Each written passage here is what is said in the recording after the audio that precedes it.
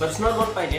Personal loan साठी काय लागतं, किती दिवसात होईल, किती सॅलरी पाहिजे, कोणत्या बँकेतनं फायनान्समधून होईल, काय रेट ऑफ इंटरेस्ट मिळेल, किती वर्षासाठी मिळेल, असे बऱ्याच शंका असतात. आजचा हा व्हिडिओ आपल्या जो जितके पण सॅलराईड पर्सन आहेत त्यांच्यासाठी मी खास हा व्हिडिओ बनवलेला आहे.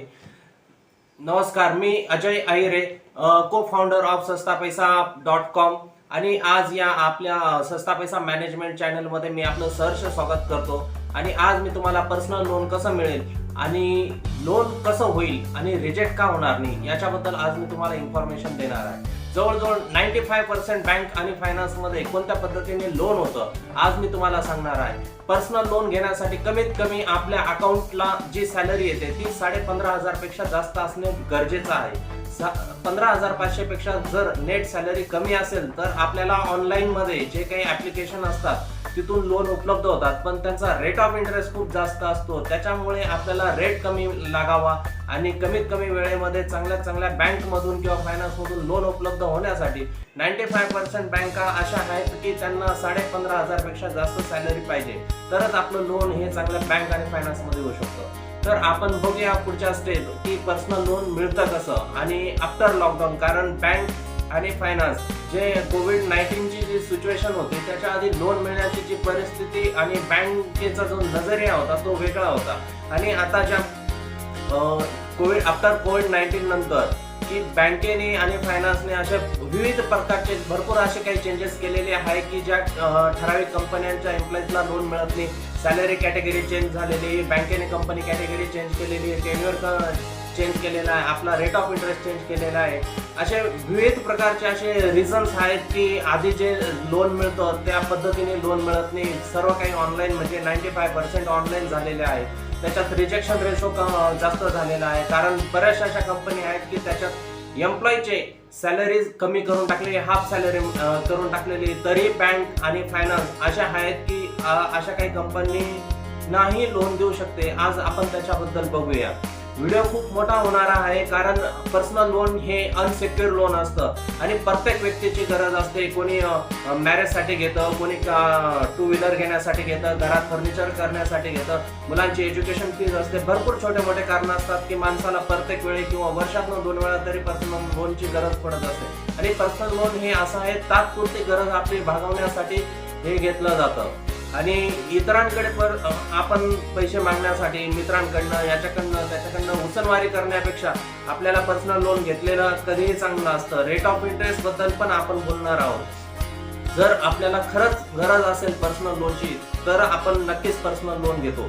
पण पर्सनल लोन साठी आपल्याला नियमित कोणत्या ना कोणत्या बँक आणि फायनान्स मधून किंवा कोणत्या एजंटकडनं असं फोन केला जातो की पर्सनल लोन पाहिजे का, पर्सनल लोन पाहिजे का. आपल्याला आपण जास्त विचार करण्याचा वेळ नेमकं मिळेल कसं आज हे आपण प्रॉपर बघणार आहोत की पर्सनल लोन घेण्यासाठी प्रत्येक बँक आणि फायनान्स मध्ये कमीत कमी एक क्रायटेरिया असतो. आपली सॅलरी 15,500 पेक्षा जास्त असणं गरजेचं आहे. आपलं सिव्हिल 700+ असणं गरजेचं आहे. त्याच्यानंतर आपण कोणत्या कंपनीत जॉब करतो, जसं की आपली कंपनी प्रायव्हेट लिमिटेड आहे, प्रोप्रायटरशिप आहे, पार्टनरशिप आहे, मल्टीनॅशनल कंपनी, IT कंपनी बघितलं जातं. त्याच्यानुसार आपण काही ठराविक मुद्दे आहेत जे 10 मुद्दे मी घेतलेले आहे. आपण स्टेप बाय स्टेप बघू.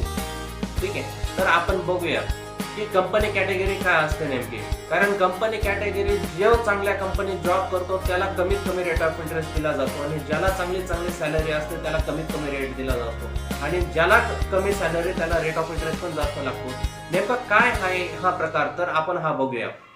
ठीक आहे, तर कंपनी कॅटेगरी बँक आणि फायनान्स मध्ये कंपनी अशा कॅटेगरी असतात ज्याच्यात super A category, B category, C category, D category.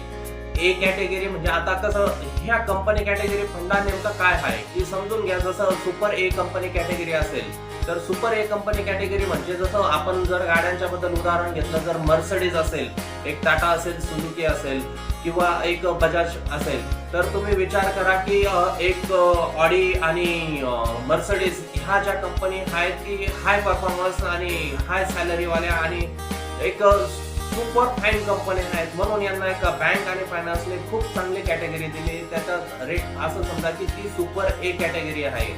त्याच्यानंतर की त्याच्या पॅरलली ज्या काही कंपनी असतात, पण कम्पेअर जर केलं तर इतर सोबत मी कोणा कंपनीबद्दल असं डायरेक्ट बोलू नाही शकत, पण तुमच्या एक नॉलेजसाठी मी बोलतो की तुम्ही समजून घ्या, जसं कंपनीचा ग्रेड खाली खाली येत जातो तसं तसं त्यांचं कंपनी कॅटेगरी ए वरनं बी वरनं बी वरनं सी वरनं डी वरनं अशा पण काही कंपनीज आहेत की त्यांनाही लोन मिळतं, पण त्या कंपनी कुठेही लिस्टेड नसतात. मग अशा कंपन्या ज्या असतात की त्यांना कमी वर्ष झालेले असतील किंवा तिथे मॅन पॉवर कमी असेल किंवा त्यांचा टर्नओव्हर कमी असेल, अशा ज्या कंपनी असतात त्यांना अनलिस्टेड मध्ये पण किंवा डी कॅटेगरीमध्ये टाकल्या जातात. मग जसं समजा ए कॅटेगरीमध्ये असेल तर त्यांना 10.99 पासून किंवा 10.45 पासून रेट ऑफ इंटरेस्ट स्टार्ट होतो सुपर ए साठी. त्याच्यानंतर ए कॅटेगरी येते, तर ए कॅटेगरी मध्ये साधारणतः आपला रेट ऑफ इंटरेस्ट 10.99 पासून 11%, 11 to 50 पर्यंत जातो. किंवा त्याच्यानंतर आपण जर बघितलं बी कॅटेगरीचा रेट ऑफ इंटरेस्ट जो आहे तो साधारणतः एक 12 पासून स्टार्ट होतो तर 13-14 पर्यंत क्लोज होतो. त्याच्यानंतर कंपनी कॅटेगरी सी चा जो रेट असतो साधारणतः 95% पर्यंत मी बघितलंय ज्यांची बी कॅटेगरीमध्ये असतं, त्याचा रेट ऑफ इंटरेस्ट साधारणतः 14.5-15 पर्यंत असतो. त्याच्यानंतर डी कॅटेगरी असते, यांचा रेट ऑफ इंटरेस्ट 17 ते 18 पर्यंत असतो. अनलिस्टेड कंपन्या ज्या असतात त्यांचा 18, 19, 20 असाही रेट ऑफ इंटरेस्ट असतो. हा डिपेंड करतो, प्रत्येक बँक आणि फायनान्सची कंपनी कॅटेगरी वेगवेगळी असते. प्रत्येक बँक आणि फायनान्सचा रेट ऑफ इंटरेस्ट हा कंपनी वाईज चेंजेस होत असतो. त्याच्यानंतर बघूया सिबिल. पर्सनल लोन हे अनसिक्युअर लोन असल्यामुळे जो आपला कस्टमर आहे त्याचं सिबिल कमीत कमी 650 असणं खूप इम्पॉर्टंट आहे. आणि चालू 3 महिन्यात एकही EMI बाउन्स नसला पाहिजे, त्याचा ओव्हरड्यू नसला पाहिजे, कारण पर्सनल लोन हे पूर्णपणे अनसिक्युअर लोन आहे. तुमचे जे इन्कम बेस आहे, जसं काही तुमचं सॅलरी आहे त्या बेसवरच तुम्हाला लोन भेटलं जातं. त्याच्यामुळे कंपनी खूप विचार करते की बँक आपण योग्य व्यक्तीला लोन देतोय की नाही. त्याच्यानंतर दुसरा मुद्दा आहे तो लोन इलिजिबिलिटी. आता समजा की एखाद्या व्यक्तीला 50,000 रुपये सॅलरी आहे आणि ऑलरेडी त्याचे 10,000चा EMI चालू आहे, तर गव्हर्नमेंटच्या रूल प्रमाणे तो 50% सॅलरीच्या 50% तो EMI भरू शकतो आणि उरलेल्या 50% मध्ये त्याच्या फॅमिलीसाठी तो यूज करू शकतो त्या पैशांचा.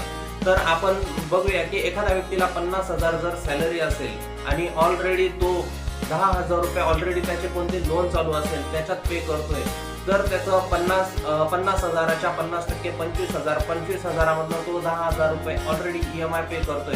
तर आता त्याला पुन्हा 15,000 रुपये इतका EMI येईल, इतकं लोन त्याला दिलं जातं. तर अशा पद्धतीने ही लोन इलिजिबिलिटी एक जनरली काढली जाते. किंवा एखाद्याने सांगितलं की इतके मला 20,000 सॅलरी, तर मला किती लोन मिळेल, तर 20,000 जर सॅलरी असेल तर समजून घ्या तुम्हाला 2 लाख रुपयापर्यंत लोन मिळेल. 2 किंवा 3 पर्यंत, जास्तीत जास्त 3च्या पुढे लोन मिळणार नाही. पुढे एक सांगतो तुम्हाला की असं असतं. त्याच्यानंतर समजा की 30,000 सॅलरी असेल तर एक 4 लाखापर्यंत लोन मिळेल. 50,000 सॅलरी असेल तर एक 7, 8, 9 लाखापर्यंत लोन सहज मिळून जाईल. 1 लाख जर सॅलरी असेल तर 10 ते 15 लाखपर्यंत सहज लोन मिळेल. एक जनरली 90 डिपेंड करतं त्यांचं सिबिल वगैरे आणि त्याच्यानंतर कंपनी कॅटेगरी. तर एक साधारणतः लोन इलिजिबिलिटी अशा पद्धतीने काढतात.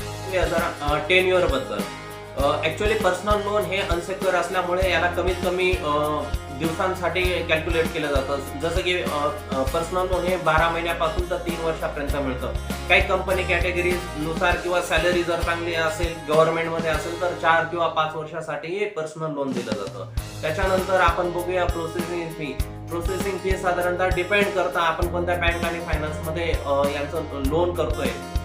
साधारणतः 1%, 2%, जास्तीत जास्त 2.50 पर्यंत प्रोसेसिंग फीज असते. बीटी आणि टॉपअप. बीटी म्हणजे बॅलन्स ट्रान्सफर आणि टॉपअप. पर्सनल लोन जेव्हा आपण एखाद्या कंपनीमधून लोन घेतो त्याच्यानंतर काही दिवस 6 महिन्यानंतर किंवा वर्षभरानंतर आपल्याला एक चांगली ऑफर येते किंवा आपण हे लोन दुसऱ्या बँकेत ट्रान्सफर करतो. लोन ट्रान्सफर केल्यानंतर आपला एक बेनिफिट असा होतो की पर्सनल लोन आधीचा जो एक्झिस्टिंग जो आपला रेट ऑफ इंटरेस्ट आहे, साधारणतः समजून घ्या आपला रेट ऑफ इंटरेस्ट जर 14% असेल तर आपण बॅलन्स ट्रान्सफर म्हणजे आपण समजा ए बँकमध्ये असेल आणि आपण जर ते लोन बी बँकेमध्ये जर ट्रान्सफर केलं तर आपलं EMI कमीत कमी 2 ते 2.5% कमी होतो. याच्यात आपला खूप जास्त बेनिफिट होतो. समजा की आपला EMI जर 10,000चा असेल तर आपण बॅलन्स ट्रान्सफर केल्यानंतर 2% पकडलं तर 2,000 आणि जरी EMI कमी जरी झाला तरी आपला तो एक बेनिफिट असतो. त्या जो 2,000 मध्ये आपलं एक छोटंसं काही घरातलं एक जसं किराणा वगैरे असेल किंवा ट्युशन फीज असेल किंवा पेट्रोल असेल ते आपलं तिथे पण आपली बचत होते. बॅलन्स ट्रान्सफर शिवाय त्याच्यानंतर टॉपअप पण असतं की पर्सनल लोन घेतल्यानंतर आपल्याला बॅलन्स ट्रान्सफर करून आणि काही वरती हे रक्कम पाहिजे असेल तर आपण ते टॉपअपच्या स्वरूपात घेऊ शकतो. जसं की 2 लाख आपला बॅलन्स आहे, एक्झिस्टिंग बॅलन्स तो ट्रान्सफर केला, त्याच्यानंतर वरून 1-2 लाख रुपये घेणं, टोटल 4 लाखाचं लोन होतं. हे बॅलन्स ट्रान्सफर आणि टॉपअप होतं. मित्र, जीवनात पैसा खूप महत्वाचा असतो असं नाही, पण वेळेला पैशांची खूप गरज असते. पण आपल्याला ते योग्य पद्धतीने योग्य वेळी आणि योग्य वेळेतच भेटलं पाहिजे. त्याच्यासाठी नेमकं काय असतं बँक आणि फायनान्सची प्रोसेस जर आपण एक शॉर्ट मध्ये बघूया की सगळ्यात आधी आपली जेव्हा सॅलरी अकाउंटला येते ती सॅलरी 20,000 किंवा 15,000 पेक्षा जास्त जर असेल तर आपलं लोन मिळण्यासाठी सहज शक्य होतं. हे तर आपल्याला माहितीच आहे. पण ऍक्च्युली मिळतं कसं लोन याच्यावर जरा आपण फोकस करूया. कारण आपल्याला बेसिक क्रायटेरिया तर माहिती आहे, सॅलरी किती लागते, कोणत्या कंपनीत आहे, आधीचं काय लोन चालू आहे, आपलं सिव्हिल बद्दल इन्फॉर्मेशन आहे. पण ऍक्च्युली बँकेत आणि फायनान्समध्ये प्रोसेस कसे होते आणि लोन कसं मिळतं याच्यावरती आपण बघूया. सगळ्यात आधी आपण जेव्हा आपले डॉक्युमेंट्स आफ्टर लॉकडाऊन तर आपण सगळे ऑनलाईनच लॉग इन करतोय. तरी मी तुम्हाला सांगतो की जसे आपण बँकेला किंवा आपल्या एक्झिक्युटिव्हला जेव्हा डॉक्युमेंट्स देतो तो डॉक्युमेंट्स पूर्णपणे चेक करतो. आता डॉक्युमेंट्समध्ये काय असतं, पर्सनल लोन घेण्यासाठी आपलं पॅन कार्ड, आधार कार्ड, सॅलरी स्लिप 3 महिन्याची, त्याच्यानंतर 6 महिन्याचं बँक स्टेटमेंट, आपलं फॉर्म 16, आपण जिथे राहतो तिथला करंट ॲड्रेस प्रूफ आणि परमनंट ॲड्रेस प्रूफ आणि कंपनीचा IT, एवढ्या गोष्टी आपल्याला पर्सनल लोन घेण्यासाठी लागतात. मग याच्यानंतर होतं काय, याची सगळे सॉफ्ट कॉपी भेटल्यानंतर आपली एक टेंटेटिव्ह इलिजिबिलिटी निघते.